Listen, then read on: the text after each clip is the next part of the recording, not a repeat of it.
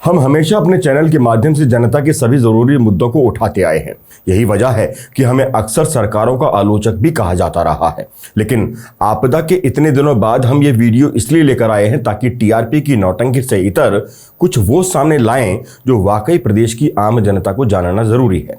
सरकार की गलत नीतियों के आलोचक होने के बाद भी ये बात मानने से भी हमें गुरेज नहीं कि अगर उत्तराखंड के अब तक के इतिहास में संवेदनशील मुख्यमंत्रियों का जिक्र हो तो उनमें 4 ऐसे मुख्यमंत्री हैं जिनमें भले कई कमियां रही हों लेकिन संवेदनशीलता तो है ही।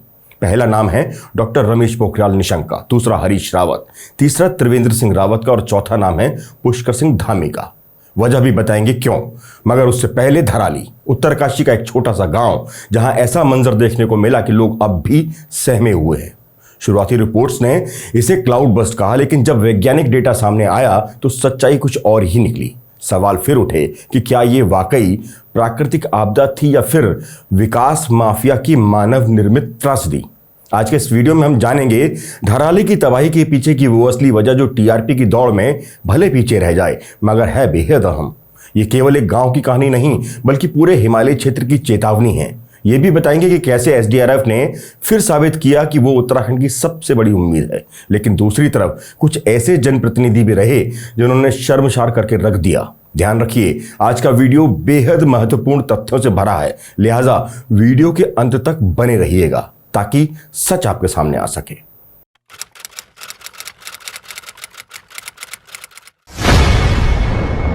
हर साल मानसून आता है, बारिश होती है और हर साल उत्तराखंड एक नई तबाही का गवाह बनता है। लेकिन इस बार जो हुआ वो सिर्फ एक क्लाउड बस्ट नहीं था, ये उत्तराखंड की सरकारों का नीतिगत फेलियर भी है। कैसे, ये आपको आगे बताएंगे और इसका जिम्मेदार कौन है ये जानना बेहद जरूरी है। उत्तराखंड एक ऐसा राज्य है जो अपनी सुरम्य वादियों, तीर्थ स्थलों और हिमालय की गोद में बसे स्थलों के लिए प्रसिद्ध है। लेकिन पिछले कुछ दशकों से ये राज्य प्राकृतिक आपदाओं और मानवीय लापरवाहियों के बीच पिसता चला जा रहा है। हर साल मानसून की आफत के साथ ही उत्तराखंड तबाही की एक नई कहानी लिखता है। इस वर्ष उत्तरकाशी के धराली गांव और सुक्खू टॉप में जो भयानक दृश्य देखने को मिले उसने एक बार फिर यह सोचने पर मजबूर कर दिया, क्या ये महज प्रकृति की मार है या हमने स्वयं ही अपने विनाश की नींव रख दी है। धराली में हुई त्रासदी केवल कुछ घरों या होटलों के बह जाने की कहानी नहीं है, ये पूरे सिस्टम की विफलता, पर्यावरणीय लापरवाही और अदूरदर्शी विकास मॉडल की पोल खोलती है। आइए इस आपदा के हर पहलू को विस्तार से समझते हैं। हर साल की तरह इस बार भी तूफानी मानसून आया और उत्तराखंड को भारी तबाही का नासूर देकर चला गया। उत्तरकाशी के धराली, सुक्खू टॉप और सेना का एक कैंप भीषण तबाही में जमींदोज हो गया। लेकिन सबसे भीषण मंजर धराली का देखने को मिला, जहां मलबे ने घरों के साथ पूरे बाजार को अपनी चपेट में लेकर जमींदोज कर दिया। धराली की संकरी घाटी में तेज प्रभाव से लगभग 1 दर्जन होटल, कई दुकानें, सड़कें और पुल बह गए। जहां कभी एक पूरा बड़ा कस्बा था उस पूरी जगह को मैदान बनाकर रख दिया। कई लोग लापता हैं। शासन, प्रशासन, उत्तराखंड एसडीआरएफ, सेना, आईटीबीपी और एनडीआरएफ के साथ ही उत्तराखंड पुलिस स्थानीयों के साथ लगातार राहत बचाव कार्य में लगी है।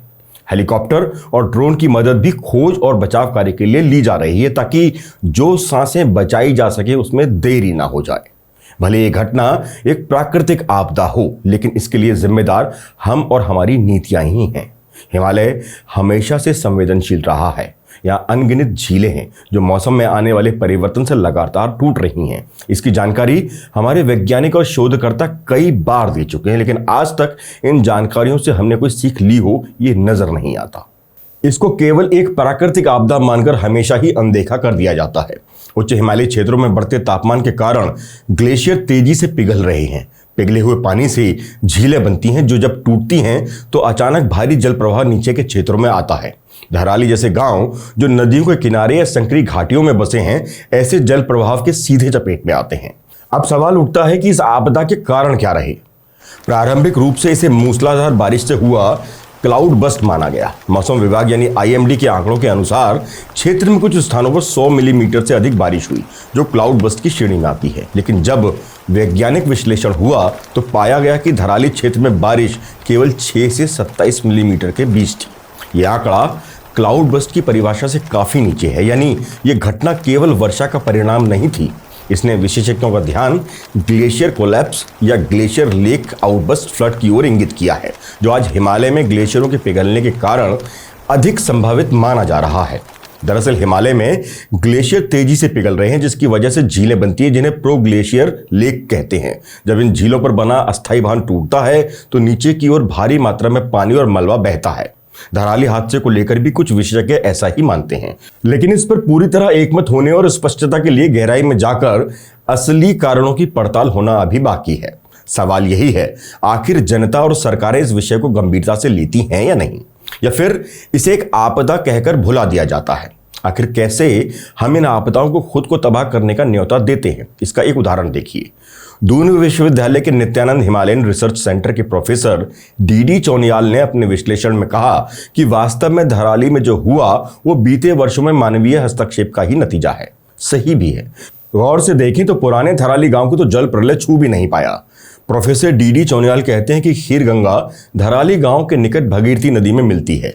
वर्षों से ये नए नए फ्लड जोन बनाती आ रही थी। इस बीच एक फ्लड जोन पूर्व में धराली में बना। स्थानीय लोग इस पर खेती करने लगे, जो हकीकत में खीर गंगा का ही रास्ता है।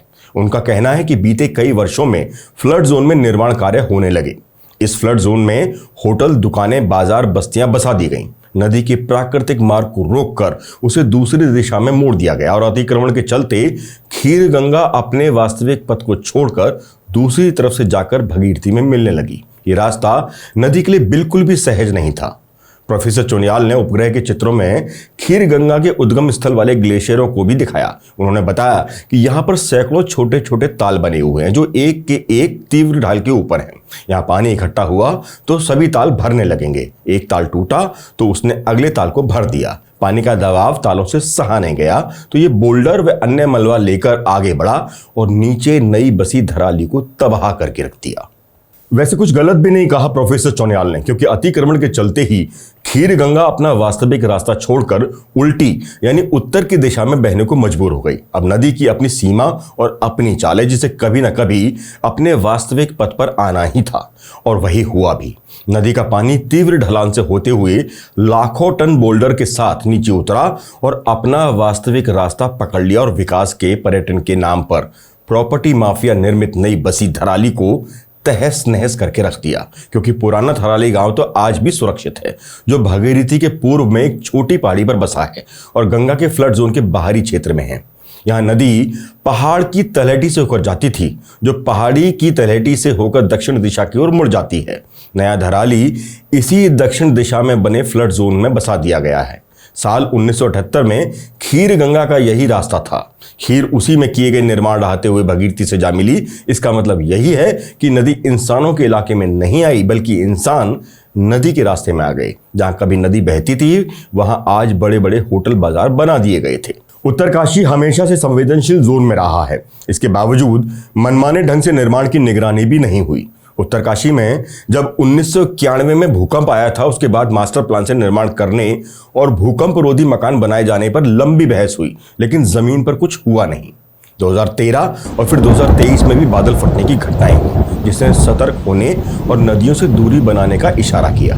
नदियों से दूरी रखने के फैसले पर सरकारों और न्यायालयों ने भूमिका निभाई, पर नदियों के किनारे से अतिक्रमण हटा नहीं। नदी की राह में और जलागम क्षेत्र में मानकों के विपरीत निर्माण आज भी धड़ल्ले से हो रहे हैं। बात सिर्फ उत्तरकाशी के इस स्थान की नहीं, जहां नदी का नज़ारा दिखाने के लिए बहुमंजिला इमारतें खड़ी की गई थी, बल्कि अनदेखी पूरे पहाड़ में देखने को मिल रही है। यही हाल उन शहरों का है जो नदी के तट पर बसे हैं। हाईकोर्ट के उस आदेश की भी अनदेखी हो रही है, जिसमें नदियों के किनारे से 200 मीटर के दायरे में निर्माण पर रोक है। अब जरा सोचिए कि नदी के रास्ते में अगर होटल, रिजॉर्ट्स, बाजार, घर, दुकान बने होंगे तो यकीनन किसी न किसी से जमीन खरीद कर ही बने होंगे। जबकि सर्वविदित है कि नदी, नाले, खाले ये सब सरकारी भूमि या सरकारी संपत्ति माने जाते हैं। तो इसका मतलब साफ है कि उत्तर प्रदेश के जमाने से ही ये प्रॉपर्टी बाजार सज गया होगा, और उत्तराखंड बनने के बाद विकास के नाम पर सरकार को चूना लगाकर भोले भाले इंसानों को कुछ नोट कमाने की जुगत में मौत का सामान बेच दिया गया होगा, जिसमें प्रशासनिक स्तर की मदद के बिना यह संभव हुआ नहीं होगा। तो साफ है कि प्रॉपर्टी माफिया के साथ ही कुछ सफेद फौज भी इस आपदा के और इतनी मौतों के लिए जिम्मेदार हैं। आखिर कैसे फ्लड जोन के ऊपर होटल, बाजार और भवन बने? क्या प्रशासन ने इनको मंजूरी दी? क्या पर्यावरणीय आकलन किया गया? अगर ये सभी प्रक्रियाएं हुई होती तो शायद इतनी बड़ी त्रासदी को टाला जा सकता था, क्योंकि सिर्फ प्राकृतिक आपदा कहकर इससे बचा नहीं जा सकता। हमारा सिस्टम भी इसमें बड़ी भूमिका निभाता है। नदी के किनारे कोई कब्जा करके तो घर बनाता नहीं, बल्कि बिल्डर, नेता, प्रॉपर्टी डीलर या वहीं आसपास के कुछ दबंग लोग पैसा खिलाकर जमीन को एक नंबर बनाकर उस पर प्लॉटिंग करके जमीन को आम आदमी को बेचते हैं। कई मजबूरियों में जीने वाला आम आदमी भी इनकी गिरफ्त में आकर यहां रहने लगता है। दोषी तो असली वो डिपार्टमेंट है जो इस तरह के निर्माण की परमिशन देते हैं। मोटा पैसा कमाने वाले कुछ तथाकथित नेता और प्रॉपर्टी माफिया जो इंसान की जान की कीमत से ज्यादा अपने मुनाफे के लिए जीते हैं, असली गुनाहगार तो वही हैं। भले देर से ही सही, मगर अब वक्त है कि मुख्यमंत्री पुष्कर सिंह धामी को ढूंढ ढूंढ कर ऐसे सफेदपोश माफिया को उनका सही अंजाम दिखाना होगा और सख्त कार्रवाई करनी होगी। फिर भले ही उसमें उनके खुद के नेता भी शामिल क्यों ना हो, तभी नजीर बन पाएगी। याद कीजिए 2010 में कुमाऊं के कपकोट की आपदा, 2013 में केदारनाथ त्रासदी, 2021 में ऋषि गंगा आपदा और अब 2025 में धराली की तबाही और पौड़ी के थैलीसैंड की बर्बादी। ये सब हिमालय की नाजुकता और मानवीय गलतियों की श्रृंखला से है। विकास के नाम पर विनाश को खुद ही आमंत्रित किया जा रहा है। उत्तराखंड में अंधाधुंध निर्माण कार्य हो रहे हैं। पहाड़ों को बेतरतीब काटकर सड़कें बनाई जा रही हैं। पेड़ों की अंधाधुंध कटाई हो रही है। भारी मशीनरी से पर्वतों की सतह कमजोर हो रही है।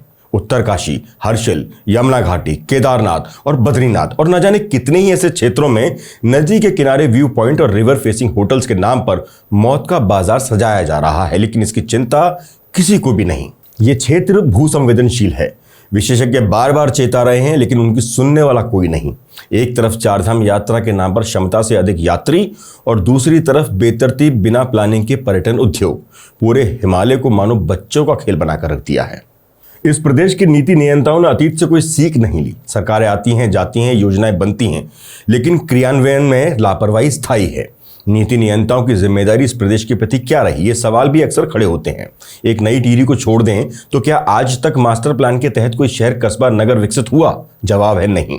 क्या आपको पता है कि उत्तराखंड का मास्टर प्लान लास्ट कब अपडेट हुआ? शायद नहीं, क्योंकि ऐसा कोई प्लान कभी कोई सरकार बना ही नहीं पाई, और अगर बना है तो वो कम से कम पब्लिक डोमेन में तो नहीं है। सच तो यही लगता है कि इको सेंसिटिव जोन को संरक्षित करने की बजाय हम बस पर्यटन को बढ़ावा देने की आड़ में पर्यावरण की बलि दे रहे हैं। ये सवाल केवल राज्य सरकार से नहीं, केंद्र से भी पूछा जाना चाहिए कि उत्तराखंड जैसे संवेदनशील प्रदेश के लिए क्यों आज तक कोई ठोस नीति नहीं बनाई गई। हाल के कुछ वर्षों में उत्तराखंड के पहाड़ी क्षेत्रों में अंधाधुंध निर्माण हुआ। पहाड़ के आकार को समतल कर और पेड़ों को अंधाधुंध कटान कर सीमेंट और सरियों का भार उन पर लादा गया। विकास के नाम पर नदियों और वादियों का नजारा दिखाने वाले तमाम होटल रिजॉर्ट्स की चमक दमक में पहाड़ की पीड़ा भी जरा कम ही सुनाई देती है। उत्तराखंड का दुर्भाग्य भी है, जब जब संभल कर उठकर प्रगति पथ पर दौड़ना चाहता है, आपदा का दंश उसे पीछे धकेल देता है। मानवीय गलतियों के कारण नदियों का प्रवाह विकराल रूप ले रहा है। इन सबको जकड़ कर रखने वाले पेड़ों की घटती संख्या जिम्मेदारों को एक बार फिर और बड़े विध्वंस की खुली चेतावनी दे रही है। धराली की त्रासदी हमें ये याद दिलाती है कि प्रकृति की सीमाओं को लांघने की हमारी जिद हमें बहुत महंगी पड़ सकती है।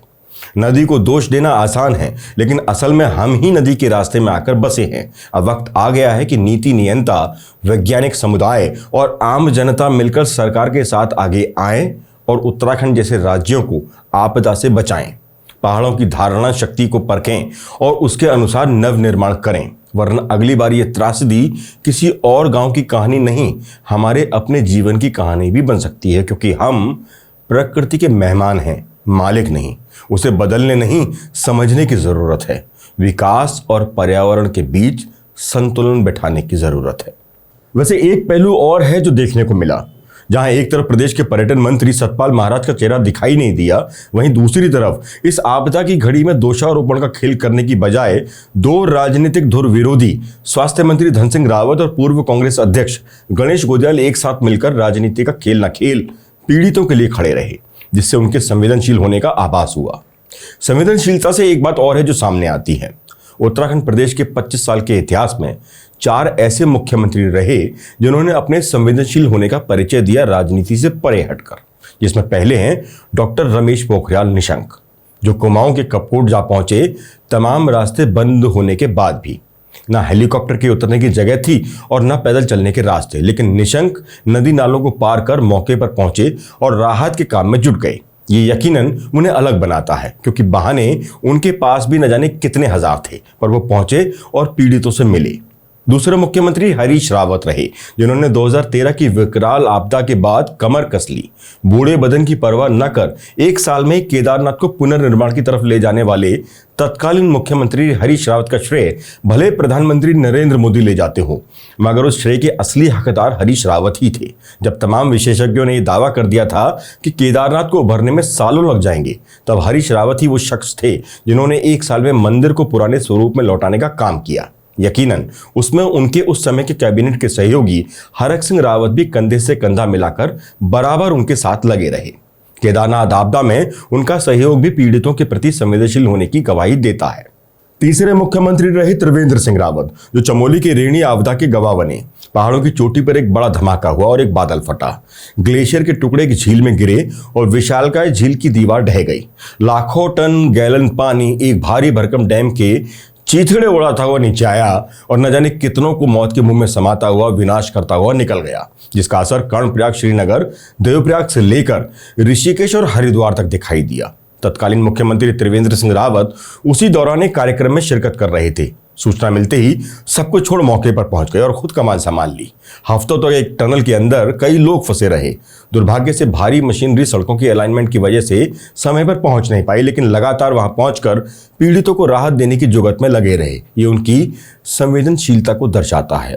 और अब जब उत्तरकाशी के धराली की विनाशकारी आपदा ने पहाड़ के सीने पर एक और जख्म दे दिया है, तो उन जख्मों पर मरहम लगाने अगले ही दिन सुबह मुख्यमंत्री पुष्कर सिंह धामी मौसम की विषम परिस्थितियों के बावजूद भी धराली जा पहुंचे और खुद मॉनिटरिंग की कमान संभाल ली।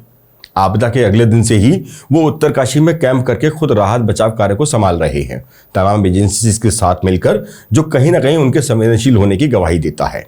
18 साल के अपने टीवी करियर के दौरान कभी न कभी मैंने इन सभी मुख्यमंत्रियों की जन मुद्दों पर आधारित कई बार आलोचना की है और आगे भी अगर कोई कमी देखूंगा तो जरूर अपनी आवाज के जरिए सच सामने लाऊंगा। मगर आज इस आपदा के दौरान ये सच लाना भी जरूरी है। एक चेहरा कांग्रेस अध्यक्ष का भी देखने को मिला। पक्ष और विपक्ष की भूमिका इस विकट परिस्थितियों में कैसी होनी चाहिए, इसको आप कुछ तस्वीरों और वीडियो के माध्यम से देख सकते हैं। एक तस्वीर सूबे के मुखिया पुष्कर सिंह धामी की है, एक तस्वीर कांग्रेस प्रदेश अध्यक्ष करण माहरा की है। धामी जहां पीड़ितों के हालचाल पूछ रहे हैं, तो कांग्रेस अध्यक्ष टूटे हुए और खतरनाक रास्ते पार कर आपदा प्रभावितों तक पहुंचने की कोशिश कर रहे हैं। करण माहरा का यूं रास्ते ना होने के बावजूद भी तुरंत निकल जाना और रस्सियों के सहारे जान जोखिम में डालकर पीड़ितों तक पहुंचकर उनके आंसू पोंछना उन्हें एक अच्छा इंसान तो बनाता ही है। एक और तस्वीर देखिए, धन सिंह रावत, पुष्कर सिंह धामी और गणेश गोदियाल एक साथ आपदा प्रभावितों की व्यथा सुन रहे हैं। कांग्रेस के पूर्व अध्यक्ष गणेश गोदियाल तो इस हादसे में जान गंवाने वाले मृतकों की अंतिम यात्रा में भी शामिल होकर उनके दुख के साथी बन रहे हैं। गणेश गोदियाल ने प्रभावितों से जो बात कही, वो आज हर उत्तराखंड के राजनेता को जरूर सुननी चाहिए, जिसमें वो कहते दिखाई दे रहे हैं कि वो भले धन सिंह रावत के खिलाफ चुनाव लड़े हों, लेकिन जीतने के बाद वो मेरे भी विधायक हैं और इस आपदा के समय एक स्थानीय प्रतिनिधि होने के नाते धन सिंह रावत पर सबको भरोसा रखना चाहिए। गणेश गोदियाल की ये बात हर राजनेता के लिए एक नजीर है। ये तस्वीरें असल में एक स्वच्छ और अच्छे लोकतंत्र की गवाही दे रही हैं, जो बताता है कि आपदा की घड़ी में सभी मतभेद भुलाकर पक्ष विपक्ष प्रभावितों के साथ खड़ा है। भले तुरंत तो यहाँ पहुंचकर प्रभावित लोगों को कोई फौरी राहत न मिल सके, लेकिन इससे उन लोगों की हिम्मत जरूर बढ़ती है और अपने नेताओं के प्रति विश्वास भी बना रहता है। जनता को महसूस होता है कि विपदा की इस घड़ी में उनके नेता भी उनके साथ खड़े हैं। लेकिन इसके उलट एक तस्वीर और भी है जो सोचने को मजबूर करती है, हैरान करती है, जिसके लिए खुद मुख्यमंत्री पुष्कर सिंह धामी को आगे आकर एक्शन लेने की जरूरत है। जिस समय प्रदेश में मौत तांडव मचा रही हो, खुद प्रदेश के मुखिया मोर्चा संभाले बैठे हैं, पीड़ितों के दुख में साथ खड़े होकर उनके आंसू पोंछने में लगे हैं, ऐसे में उनके ही कुछ नेता विधायक जश्न मनाने में व्यस्त हैं। प्रदेश में आई इस आपदा के बाद जहां सभी कार्यक्रम मुख्यमंत्री ने रद्द कर दिए, प्रधानमंत्री से लेकर गृह मंत्री तक सकते में आ गए, वहीं दूसरी तरफ भाजपा की कैंट विधायक सरिता कपूर रंगारंग कार्यक्रम का आनंद ले रही थीं। लोगों को पता ना लग जाए उसके लिए बाकायदा इस कार्यक्रम की फोटो और वीडियो सोशल मीडिया में ना डालने की अपील कर डाली। सविता कपूर से एक कदम आगे निकलकर भाजपा के रायपुर विधायक उमेश शर्मा काऊ ने भी रक्षाबंधन का एक भव्य कार्यक्रम कर डाला। महिलाओं को तोहफे दिए। एक और मंत्री रहे गणेश जोशी, उन्होंने भी अपने विधानसभा में ऐसा ही कार्यक्रम किया और जश्न मनाते हुए दिखाई दिए, मानो उन नेताओं को कोई फर्क पड़ता ही ना हो। मौत बांटती इस घड़ी में भाजपा नेताओं विधायकों को पीड़ितों तक पहुंचना चाहिए था। वो मस्त थे रंगारंग कार्यक्रमों में।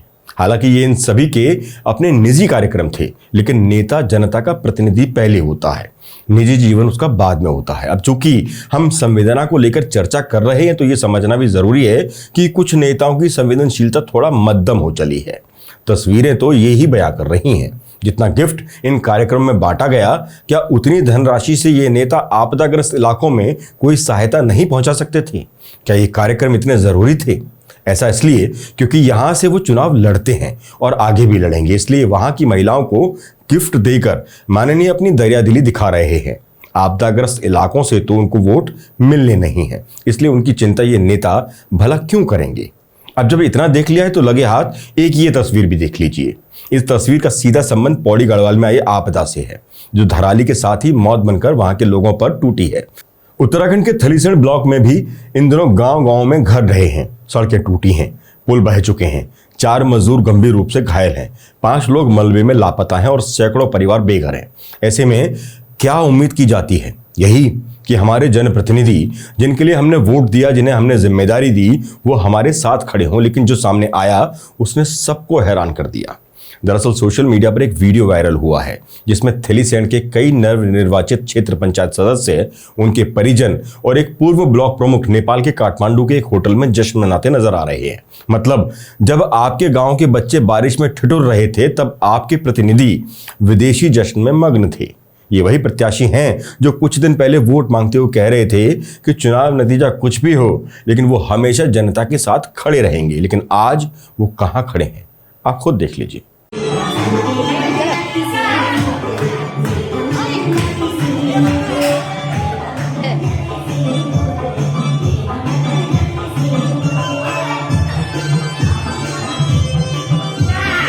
खैर छोड़िए, ये नेता भले जश्न में मशगूल हों, लेकिन हमारी बचाव टीमें दिन रात काम कर रही हैं, जिसमें सबसे आगे रहती है उत्तराखंड की एसडीआरएफ।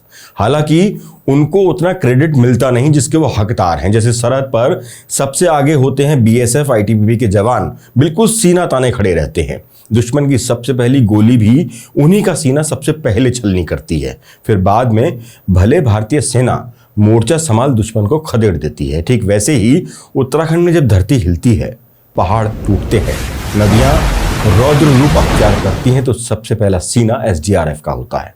ना टीआरपी के लिए, ना किसी तमगे के लिए, बस मानवता की पुकार पर सीधा उतरते हैं मौत के मुंह में, पहुंचते हैं पहले, खोदते हैं मलबा, निकालते हैं जिंदा लोग और कभी कभी उठाते हैं वो शव जिनका कोई बचा नहीं होता। फिर आते हैं कैमरे, फिर आते हैं बड़े नाम और फिर ढकेल दिया जाता है एसडीआरएफ को बिल्कुल पीछे।